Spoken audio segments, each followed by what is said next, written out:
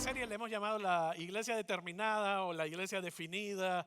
La semana pasada estudiamos el capítulo 17 del Evangelio según San Juan y una de las cosas que vimos fue una oración extensa de Jesús ya en sus últimos días, en sus últimos momentos, y en los primeros 6 versos del capítulo los dedica a orar por él, a orar por su ministerio, y del verso 6 en adelante comienza a orar por la iglesia. Jesús vino a dar su vida por la iglesia. Jesús vino a establecer la iglesia y como producto su amor por la iglesia, su deseo de que la iglesia cada día siga viva y llena de su presencia, es algo que aprendemos en su palabra.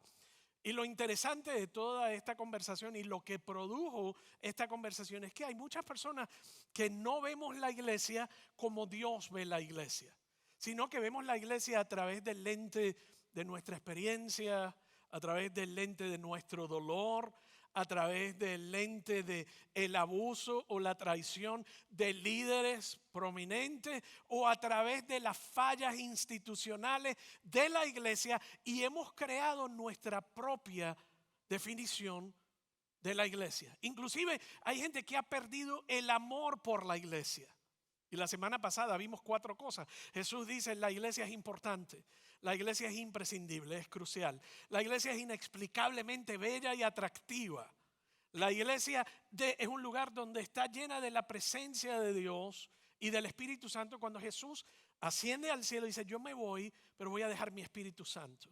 Y mi Espíritu Santo va a morar y a habitar en cada uno de los miembros de la iglesia. Y cuando hablo de la iglesia no me refiero a North Place como iglesia local, aunque somos parte importante de la iglesia, pero no significativamente amplia. Me refiero a la iglesia de Cristo por los últimos 2000 años. No estoy hablando ni de institución, ni de denominación, ni de ministerios, ni de programa, ni inclusive de preferencia, sino de la iglesia de Cristo. La iglesia de Cristo está compuesta por gente de todo tiempo, toda tribu, toda lengua y toda nación que reclaman a Cristo como el Hijo de Dios, su Salvador y el que perdona sus pecados. Y entonces, si tú formas parte de la iglesia de Cristo, hay una forma particular de cómo Cristo ve a su iglesia. Jesús dijo: es inexplicablemente atractiva, es contracultural y es un consorcio, es un conjunto de perdonados, de gente perdonada. ¿Qué significa eso? Que por eso en la iglesia no apuntamos, ni señalamos, ni criticamos, porque cada vez que apuntamos, señalamos y criticamos, se nos olvida que yo también fui perdonado. ¿Está conmigo hasta aquí? Y porque yo también fui perdonado y porque tú también fuiste perdonado o vas a ser perdonado hoy, no hay espacio ni lugar para criticar, minimizar, evaluar, juzgar y decidir quién pertenece a la iglesia de Cristo y quién no. No vinimos a juzgar. Inclusive Cristo dice: yo no vine a juzgar. Él no vino a juzgar, sino que Él vino a dar su vida para que la gente pueda pertenecer a su iglesia. Y de entrada comenzamos a ver un grupo de personas y un conjunto de personas completamente diferente a la experiencia. Y lo que voy a hablarte hoy es cómo definió Cristo la iglesia. Capítulo 17 de Juan, lo vimos la semana pasada.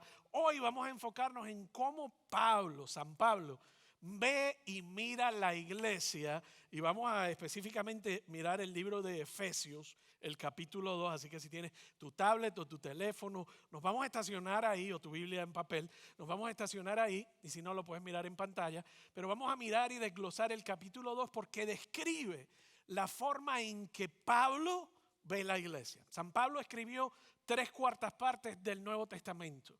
Plantó más iglesias que cualquier otro en su tiempo a través del Mediterráneo, España, Grecia. Salió de Jerusalén, impulsó la iglesia fuera de Jerusalén, lanza a la iglesia y comienza a plantar iglesias. Él tiene un amor profundo por la iglesia porque Pablo ve la iglesia de Cristo como Cristo mismo vio su iglesia. ¿Están conmigo hasta aquí? Ok, vamos a leer el capítulo 2 de Efesios, versos del 1 al 6. Dice: antes ustedes estaban muertos a causa de su desobediencia y sus muchos pecados. Vivían en pecado igual que el resto de la gente, obedeciendo al diablo. el líder de los poderes del mundo invisible, quien es el espíritu que actúa en el corazón de los que se niegan a obedecer a Dios. Todos vivimos así en el pasado, siguiendo los deseos de nuestras pasiones, la inclinación de nuestra naturaleza pecaminosa, y por nuestra propia naturaleza éramos objeto del enojo de Dios, igual que todos los demás. En otras palabras, hoy día formamos parte de la iglesia, pero esto es lo que éramos antes de recibir a Cristo en nuestro corazón.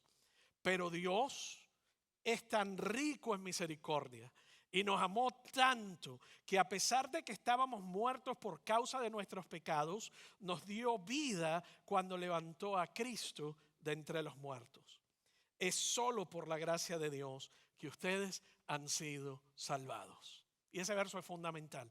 Es solo por la gracia de Dios que ustedes han sido, que todos nosotros hemos sido salvados. Pues Él nos levantó de los muertos junto con Cristo y nos sentamos con Él en los lugares celestiales, porque estamos unidos a Cristo Jesús. Porque estamos unidos a Cristo Jesús.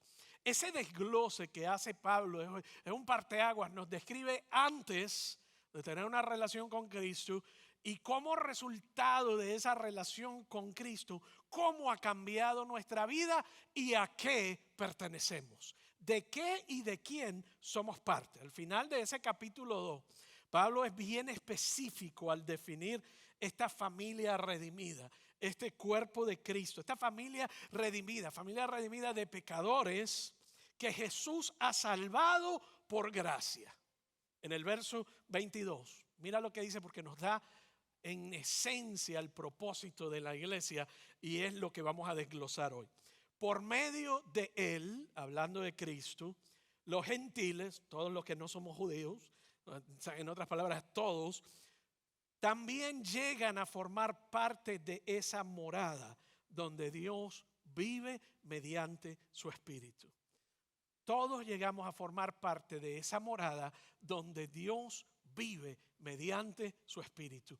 En esencia es el propósito de la iglesia. Así es como Pablo ve la iglesia. Él dice, el efecto de la iglesia está descrita en ese verso 22. Es nuestro enfoque, pero antes de llegar al verso 22, él establece las bases en los 4 versos anteriores y nos da los indicadores para entender con claridad el verso 22. Y es lo que vamos a hacer en los próximos minutos de forma rápida. Lo primero que Pablo establece es que somos conciudadanos del pueblo elegido. Somos conciudadanos del cielo. Somos conciudadanos del pueblo elegido. En el verso 19, mira lo que él dice. Por lo tanto, ustedes ya no son extraños ni extranjeros. Y esta palabra para mí es significativa porque yo creo que cada uno de nosotros que ha sido emigrante o extranjero se puede identificar con lo que Pablo está estableciendo ahí. Él dice, ya no eres extranjero. En otras palabras, hay un cambio de categoría, hay un cambio de estatus, hay un cambio de posición de lo que eras antes y lo que eres hoy, porque hoy eres ciudadano, conciudadano del pueblo elegido. Ustedes ya no son extraños, ya no son extranjeros, sino conciudadanos del pueblo elegido. ¿Y qué dice al final? Y miembros de la familia de Dios. Y miembros de la familia de Dios. Al poner nuestra fe en Jesús, es lo que está diciendo Pablo ahí, y convertirlo en el Señor de nuestra vida, declararlo de forma privada, declararlo de forma pública a través del bautismo, ya dejamos de ser extraños y extranjeros en el reino de Dios y todas las bendiciones que vienen a través de lo que significa ser parte de su reino. Ser parte de su reino. Nos convertimos en familia de la casa. Nos convertimos en familia de la casa. En otras palabras, nuestro sentido de pertenencia a la iglesia ya no proviene de mis sentimientos. Ya no proviene de mi experiencia, lo que me hicieron, lo que me dijeron o lo que me dejaron de hacer. Mi posición en el cuerpo de Cristo viene a través de mi relación con Cristo. ¿Está conmigo hasta aquí? ¿Por qué mucha gente se enoja con la iglesia? Porque la iglesia no hizo o hizo la institución o el programa o el cambio o la gente. Pablo está diciendo, tu dependencia, tu conexión a la iglesia es sumamente importante, pero está conectada a tu relación con Cristo. Ya tú eres conciudadano. Tu sentido de pertenecer a la iglesia ya no viene de tu propia experiencia ni de nuestros sentimientos. Nuestros sentimientos van y vienen.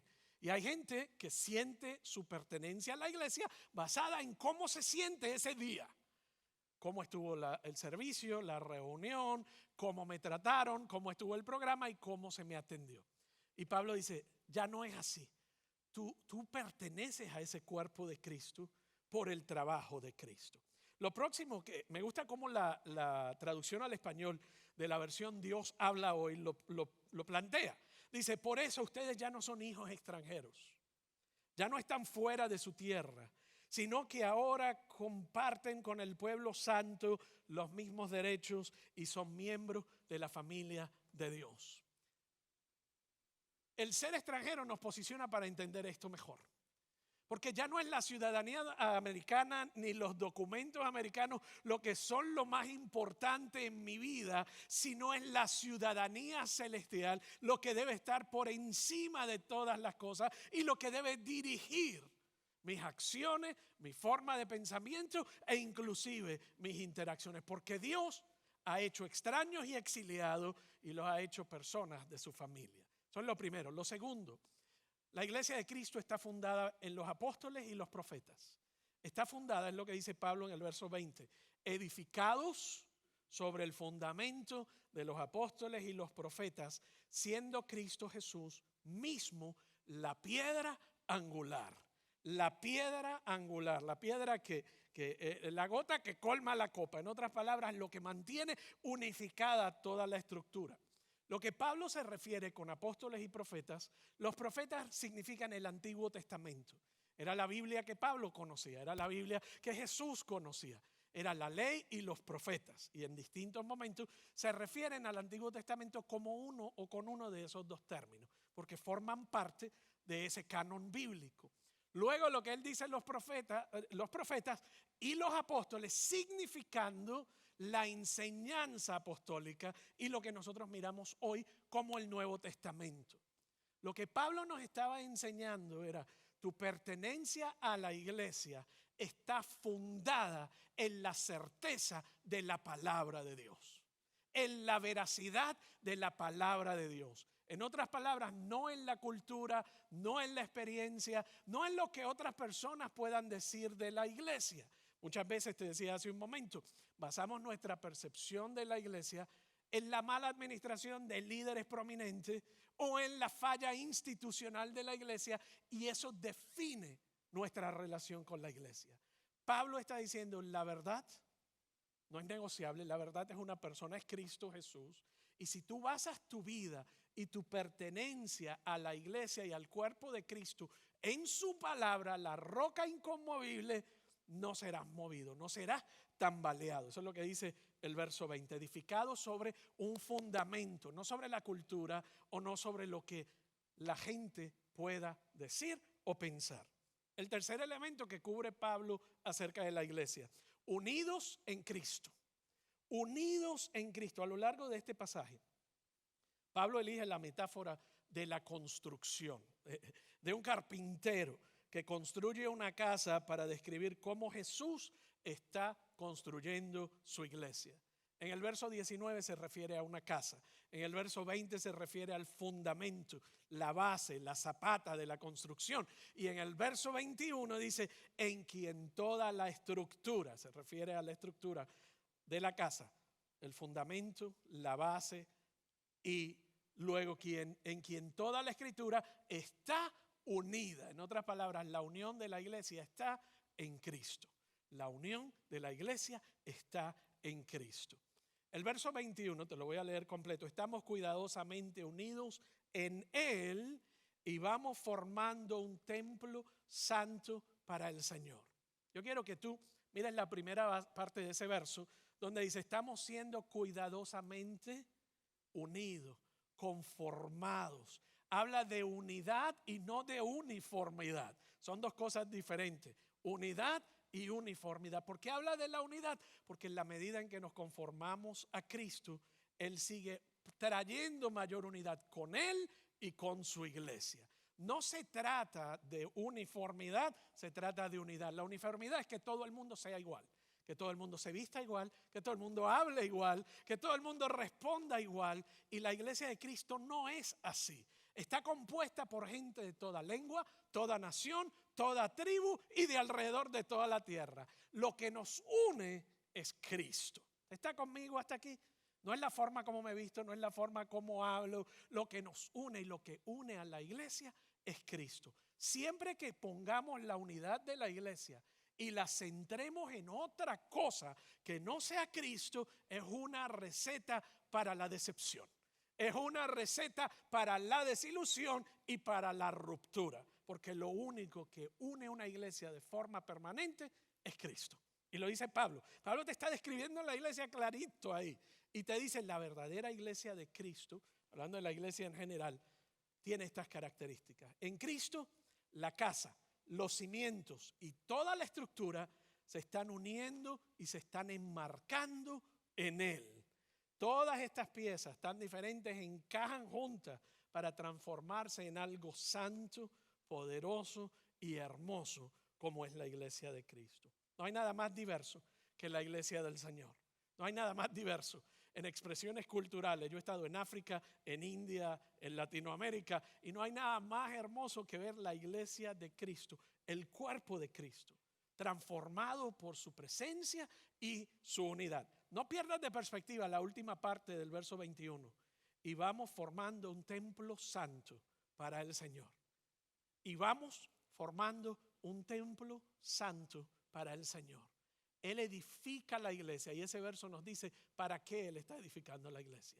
Vamos formando un templo santo para el Señor. La iglesia, hasta ahora hemos dicho, es la reunión de conciudadanos, este conglomerado de conciudadanos y familias fundados en las Escrituras, adecuadamente enmarcados en unidad y llenos de la gloriosa presencia de Dios. Y llenos de la gloriosa presencia de Dios. El punto 4, llenos de la gloriosa presencia de Dios. En Él, dice el verso 22, nuevamente, en Él también ustedes son edificados juntamente, ¿para qué? Para ser morada de Dios por su Espíritu. Él establece su iglesia para ser morada de Dios por su Espíritu. Pablo está revelando el propósito, la esencia misma de la existencia de la iglesia. Nos está diciendo por qué Jesús dio su vida por la iglesia. Nos está diciendo por qué Dios ha estado tan comprometido en construir su iglesia cuando Jesús mismo dice, ni las puertas del infierno prevalecerán contra ella. Nos dice, yo edifico mi iglesia. Pablo nos hace alusión, es una metáfora a la construcción de cómo él edifica la iglesia, reflejando la importancia de la iglesia. Por unión, dice el verso 22 en la traducción en lenguaje actual, por su unión con Jesucristo, ustedes también forman parte de ese edificio, en donde Dios ¿qué? Habita, por medio de su Espíritu Santo.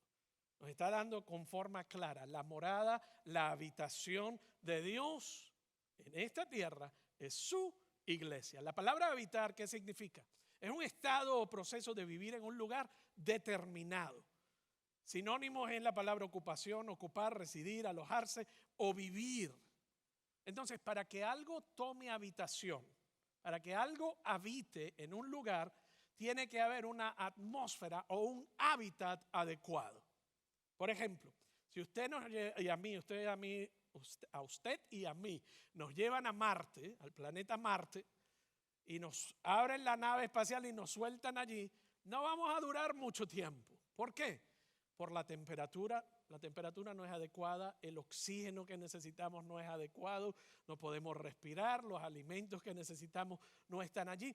Para usted y yo habitar en algún lugar, donde sea, necesitamos nutrientes, necesitamos oxígeno, aire, comida, compañía y necesidades fundamentales para habitar. Para que algo habite y florezca tiene que haber un hábitat. necesario.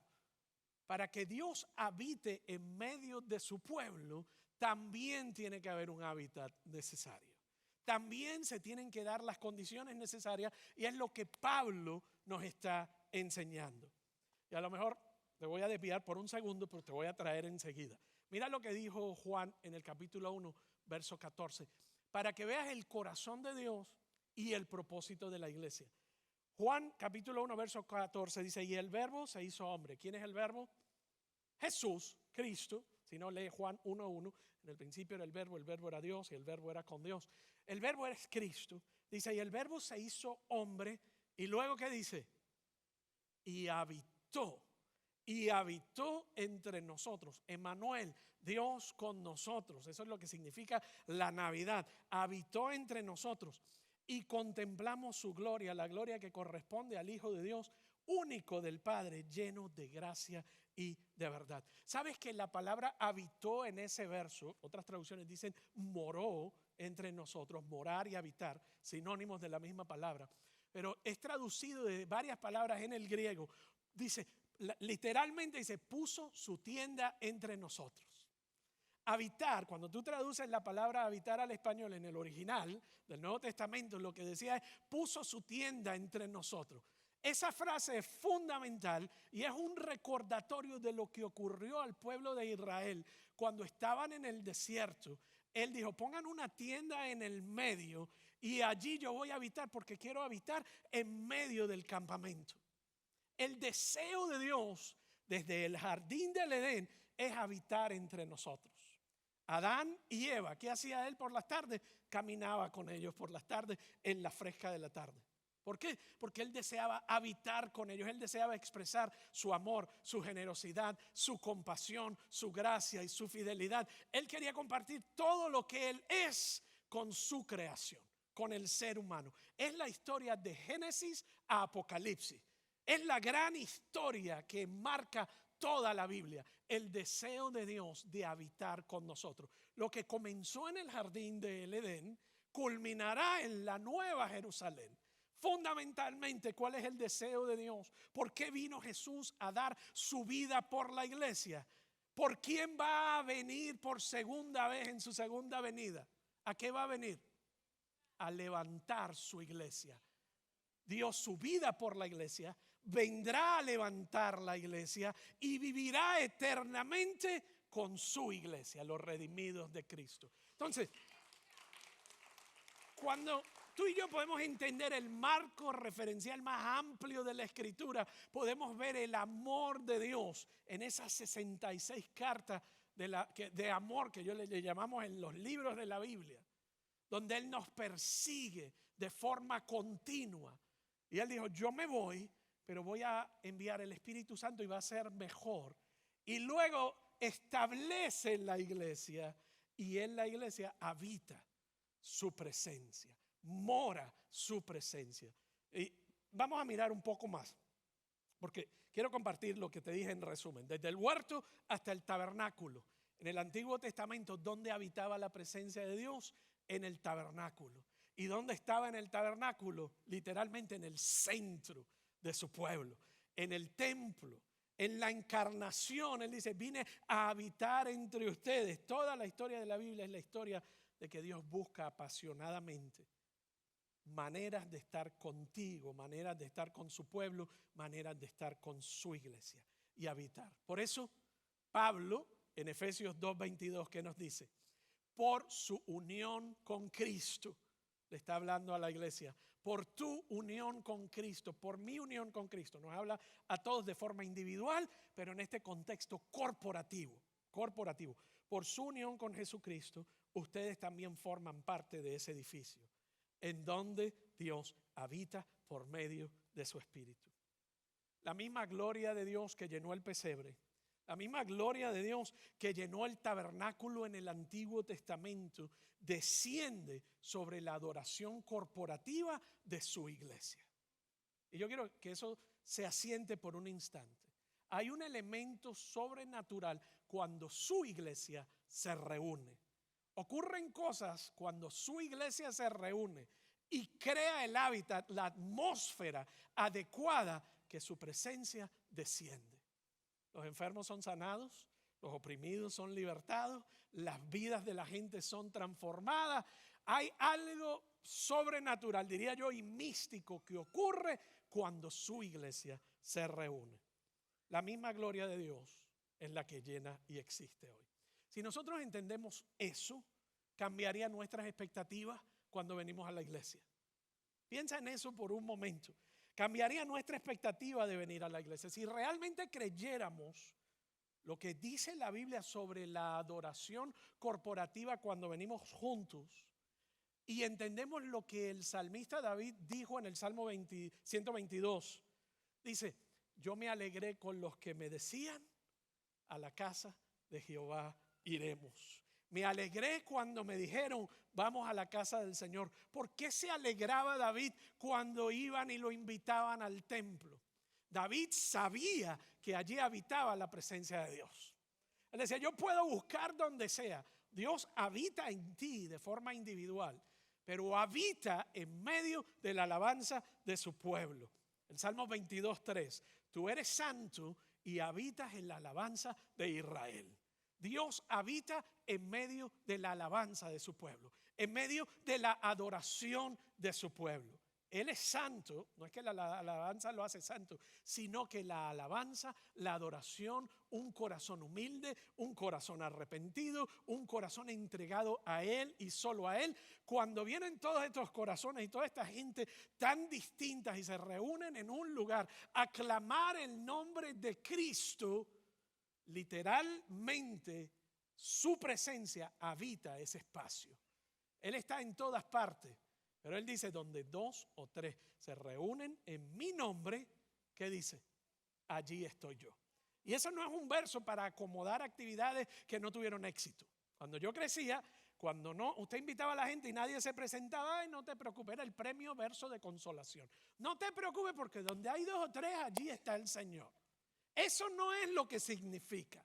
Eso es una mala utilización fuera de texto y de contexto, y un pretexto para consolarse.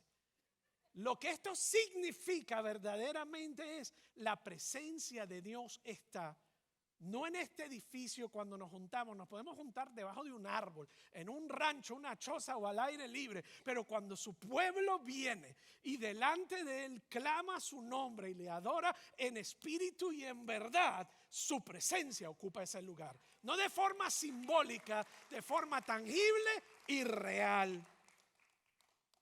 Isaías, mira lo que ocurre, lo que te estoy diciendo: ¿por qué la adoración es tan importante? ¿Por qué la expectativa de cuando venimos a la iglesia y nuestra alabanza colectiva como iglesia se convierte en la sede de su gloria? Mira lo que ocurría, ejemplos en la escritura donde estaba su presencia. Isaías capítulo 6. Se dijeron unos a otros: santo, santo, santo es el Señor de los ejércitos celestiales. Toda la tierra está llena de su gloria.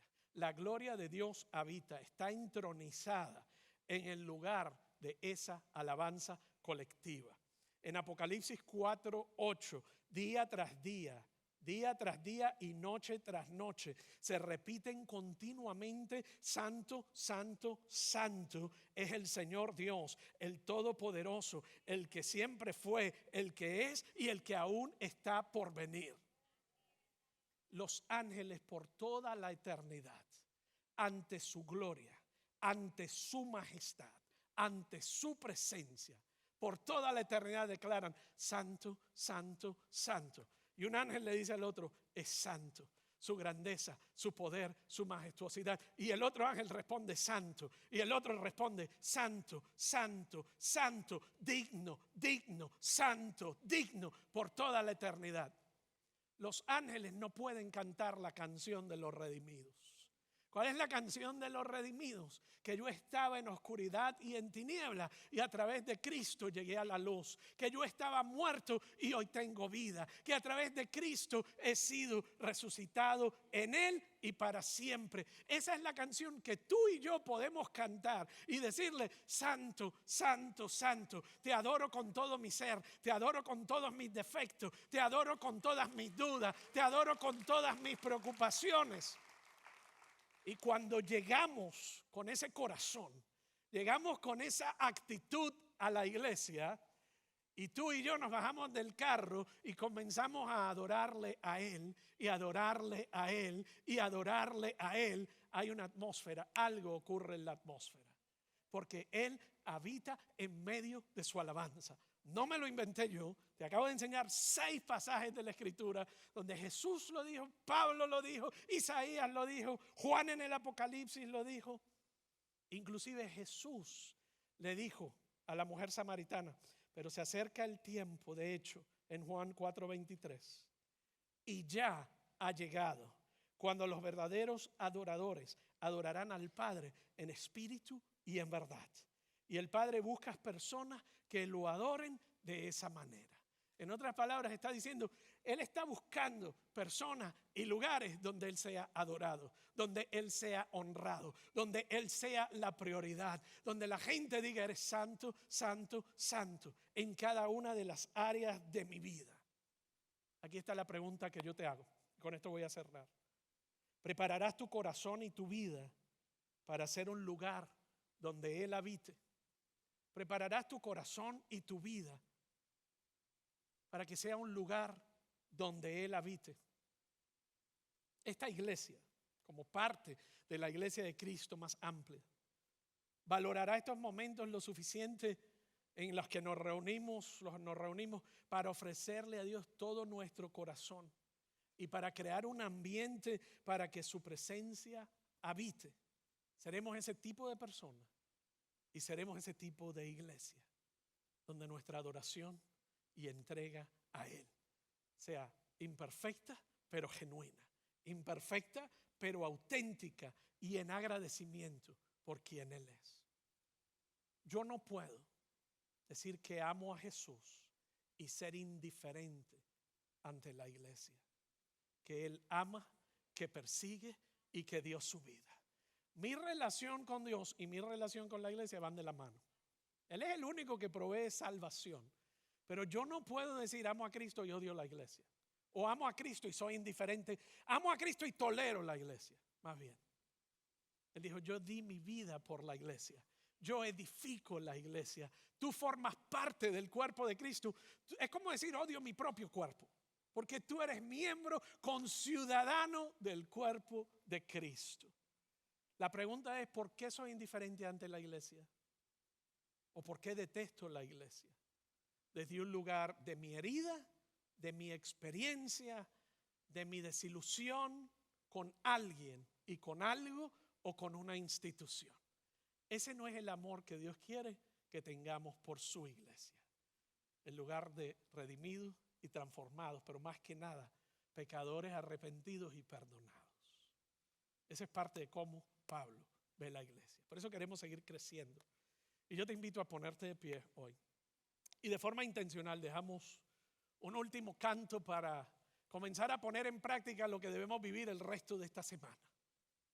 Nuestra adoración a Él y solo a Él. Nuestra entrega a Él y solo a Él.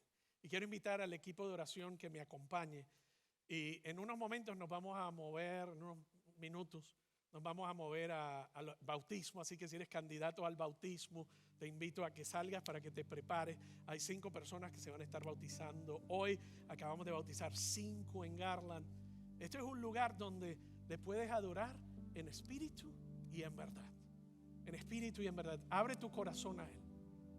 Trae tus dudas, tus miedos y tu dolor a Él. Y dile, Señor, yo no he amado la iglesia como tú la amas. Enséñame a ver la iglesia como tú la ves. Y enséñame a amar la iglesia como tú la amas. Quita de mí el dolor. Quita de mí la desilusión. Quita de mí los filtros que me han llevado a no verla como tú la ves, porque quiero una relación contigo más profunda y quiero formar parte de tu cuerpo. Si deseas hoy recibir oración para alguien en tu vida, en tu trabajo, si hay alguien enfermo y necesita sanidad, aquí está su presencia manifiesta. En unos minutos vamos a dedicar este tiempo de adoración, pero si deseas que alguien una su fe a la tuya y decirle, ¿sabes qué? Yo quiero hoy unir mi fe a Dios de una manera en la que quiero pedir perdón. También están dispuestos a orar por ti, sea la necesidad que haya en tu vida.